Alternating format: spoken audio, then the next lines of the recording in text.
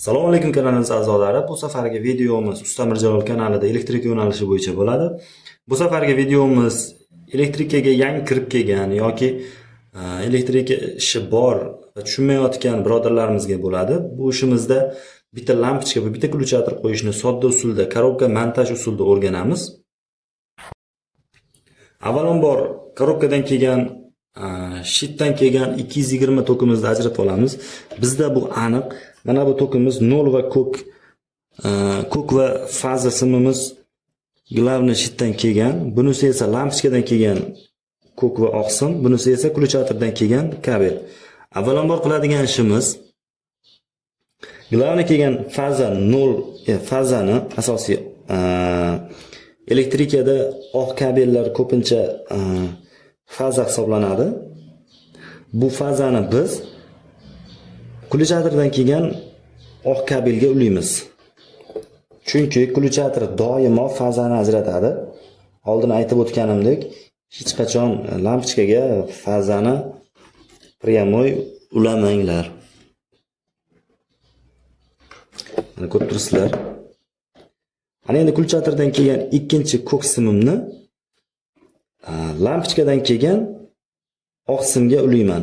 Chunki e'tibor berishlaringni so'rab qolardim. Yaxshilab e'tibor beringlar. Tushunganlar uchun bu juda ham sodda mavzu. Tushunmaganlar uchun esa juda qulay, ishini bitirib ketish oson bo'lgan mavzulardan bittasi. Ko'rib turibsizlar, nimaga men ключаторdan kelgan ko'k simni lampochkadan chiqqan oq simga uladim. Ko'ki esa asosiy 0 hisoblanadi.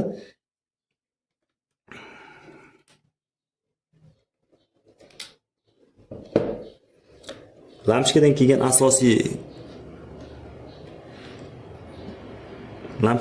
asosiy ko'k simni glavniy kelgan asosiy 0 ga ulaymiz.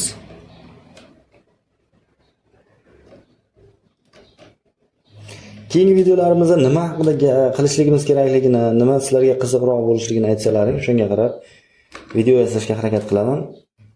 Bitta o'zim to'g'risi hayolimga kelmayapti, qaysi mavzu kimga qanaqa qiziqligi. Agar sizlar menga yordam berib yuborsalaring, videolarimiz yana ham qiziqroq bo'ladi degan umiddaman. Ko'rib turibsizlar, juda sodda, lekin tushunmagan odam uchun juda ham yaxshi bir mavzu. Bu orqali siz uyingizda oddiy bir hojatxona, hammom, boshqa bir tochkalaringizni bemalol o'zingiz ulab olishingiz mumkin. Sekin-sekin mavzularimiz murakkablashib boradi. Mana sizlar ko'rib turibsizlar, korobkamizni ulab oldik bir-biriga. Ya'ni qaranglar, diqqat bilan e'tibor beringlar. Shitdan kelgan asosiy 220 tokimiz.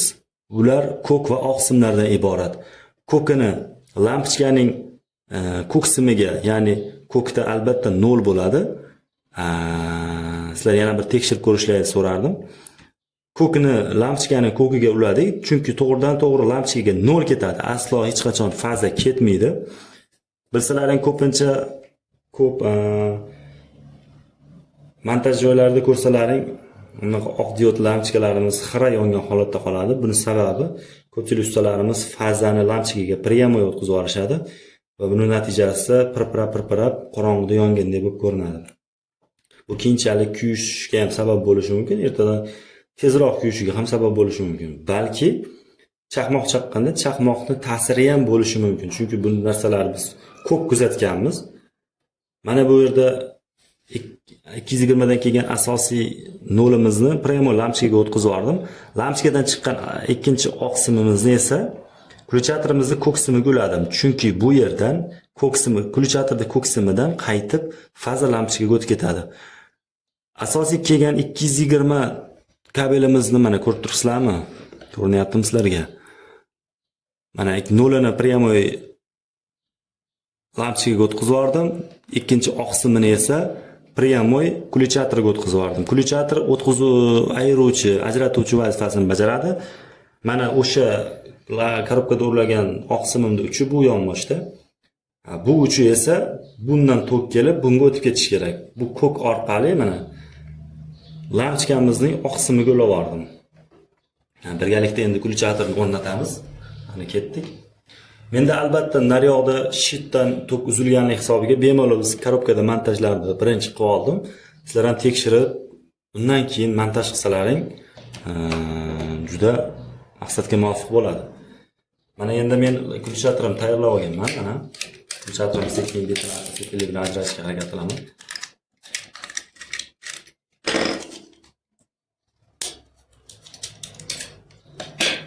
Bunday videolar yasashimdan sabab xalqimizda elektrik yo'nalish bo'yicha savodxonligini oshirish. Bilasizlar, tok juda xavfli narsa. Shuning uchun ehtiyot bo'lishlaringni hammalaringdan so'rab qo'yardim. Mana kulchatirimizni ichki sxemasi oddiy. Bittali kulchatir. Bitta tomonida bitta kirish nuqtasi.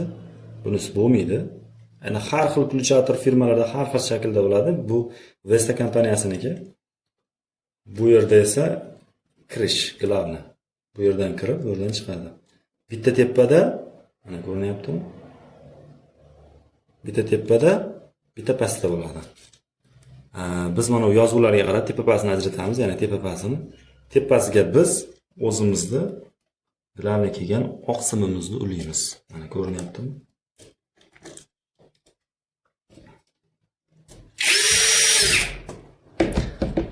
Ko'p videolarimda ikkitalik, proxodnoy, har xil kulchatirlarni urishga harakat qilyapman. Ular sizlarga ko'rsatishga harakat qilyapman. Sizlarga yoqqan bo'lsa, iltimos, layklaringni bosib, kanalga obuna bo'linglar. Keyingi safar inshaalloh bundan-da yaxshi videolar chiqarishga harakat qilaman. Agar bir metod joylari bo'lsa, aytib ketsalaring, kimgadir shu foyda bo'ladi, albatta o'zimga.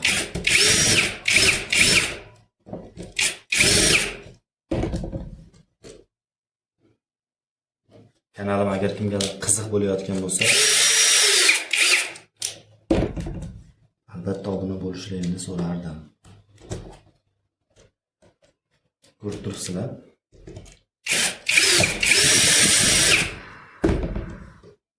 Albatta qatirganlaringdan keyin ismlaringni bir sidra tortib ko'rishlaringni so'rab qolardim. Chunki chiqib ketsa keyin o'zlaringga tushunmovchiliklar bo'lishi mumkin. Mana korobkamizga ulab oldik, xudo xolasa. Ana buni endi joyiga sekin qo'yishga harakat qilamiz. Ko'rib turibsizlar. Kabelimizni ulab oldik.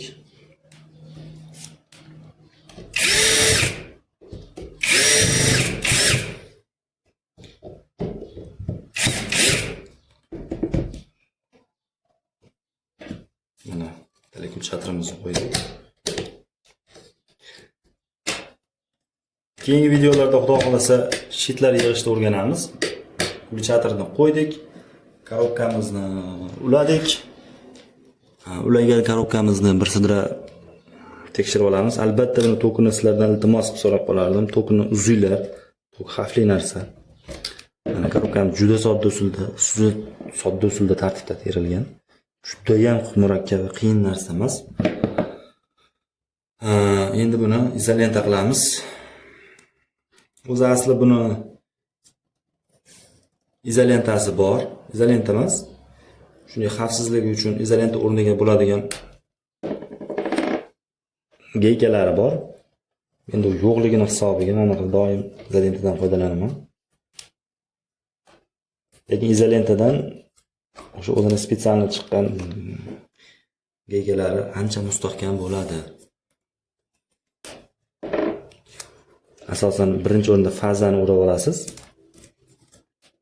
Keyin esa qolganlarini ulashga harakat qilasiz.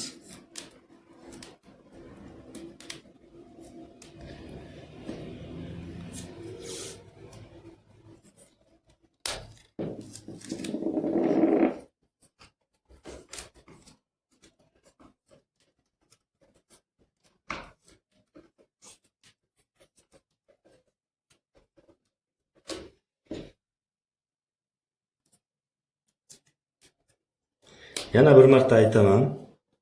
Elektrik yo'nalish bo'yicha kimga nima qiziq bo'lsa aytinglar. Sizlarga faqat yordamim tegsa, men shundan bir energiya olaman.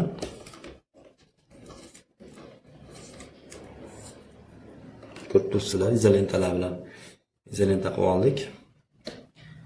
Korobkani sekin bekitsa ham bo'ladi.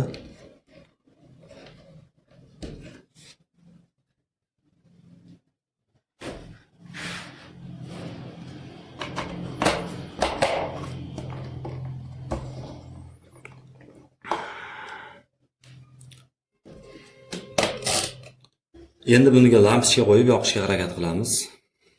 Lampochkamizni o'rnatib, kulchatirimizni ishlatamiz. Ko'rib turibsizlar, juda sodda.